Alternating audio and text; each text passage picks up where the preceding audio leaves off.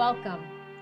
If your past 2 years have been anything like mine, you've adjusted to working, learning, and connecting in new ways. These shared experiences created a reset moment for the world, an opportunity to reimagine something better. I'm Cheryl Guerin, Executive Vice President at Mastercard, and I'm delighted to be joined today by Dr. Ruth Browne, President and CEO of Ronald McDonald House, New York, which provides temporary housing and support for pediatric cancer patients and their families, essentially running a hospitality business and supporting families at their most difficult time. Welcome, Ruth. It's so wonderful to have you here. Thank you, Cheryl. I'm so pleased to be here with you. Thank you for including me. Ruth, can you start by sharing your experience of the pandemic and how it impacted your organization?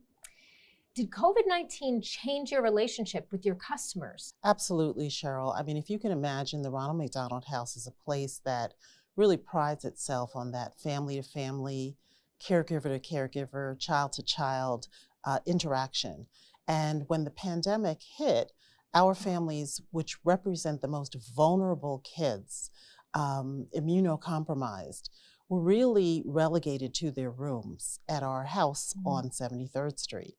And by being relegated to their rooms, it meant they couldn't take advantage of the communal nature of Ronald McDonald House. Our dining rooms, our living room space, our playroom, our wellness center, all of the things that really help families cope with what is really the most devastating time for them. In addition, the Ronald McDonald House is supported by over 8,000 volunteers. And all of that is a huge machine behind our house. And all of that went away because we really needed to limit the foot traffic in the house to protect the families. A lot of companies, a lot of individuals, a lot of organizations think about, how do I cut back and just do what's necessary, when the opposite couldn't be more true. And for us at Ronald McDonald House, it was really about thinking about charting our future, right, with very little information. So really understanding that we had to be agile, that we had to operate with so little information about what the future would look like, and really think about, okay, what's going to be the best way to serve families, not only now, but even as we think about what the next couple of months and then the next couple of years look like. So the pandemic actually presented an opportunity for us to really launch our strategic planning process. How did you do that? And because Sure. It's so important that experience for your guests at Ronald McDonald House. What's really important to remember about Ronald McDonald House, we think about Ronald McDonald House, we think about the needs of really sick children. But what is so important is that everybody in that family is given the opportunity to be a part of the Ronald McDonald House experience and to be a part of the journey of healing and protection with that sick child. I think what else is important is understanding that creating a sense of normalcy for that family is critical, right? And that could be as simple as creating the opportunity and the environment where families get to eat together. In the pandemic, we had to eliminate our meal service. People couldn't come down to the dining room where you had a communal experience. And instead, we had to deliver, food to people in their rooms. And so making sure that the family has a meal, everything's served at the same time, they have everything they need to create a family dinner, we provided for them. And that's a very simple example of what creating a sense of normalcy is. The shared experience that you talk about is so important at the house. And it was so important at a moment of COVID to ensure that we could bring joy in people's lives at a difficult time. And sort of that reconnecting of the family, even in such a most difficult time, and possibly even more important than for these families. What you do is so special, really is. And we did something as well. We felt we needed to take a step back and figure out what we could do to create moments of joy and shared experiences in people's lives. So, for a company like Mastercard, who puts on hundreds of live events on an ongoing basis that people share together with their friends and family, we quickly pivoted to digital priceless experiences in early 2020. And we knew it would be hard to replace those physical experiences and coming together over shared passions, but we saw that there was an opportunity through priceless.com to create those priceless moments that people needed, and they needed most at that time.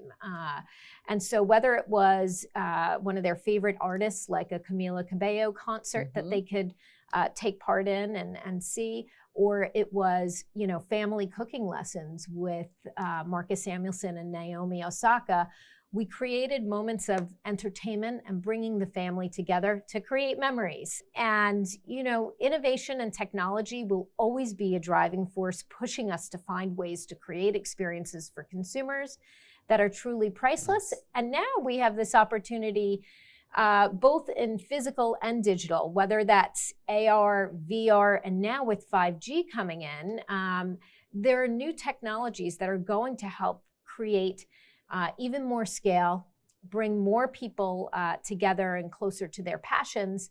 And it doesn't always have to be a huge audience. It just needs to be meaningful for those that are participating. Cheryl, one of the things as you're talking about that comes to mind is, MasterCard has provided those kind of priceless experiences for the house.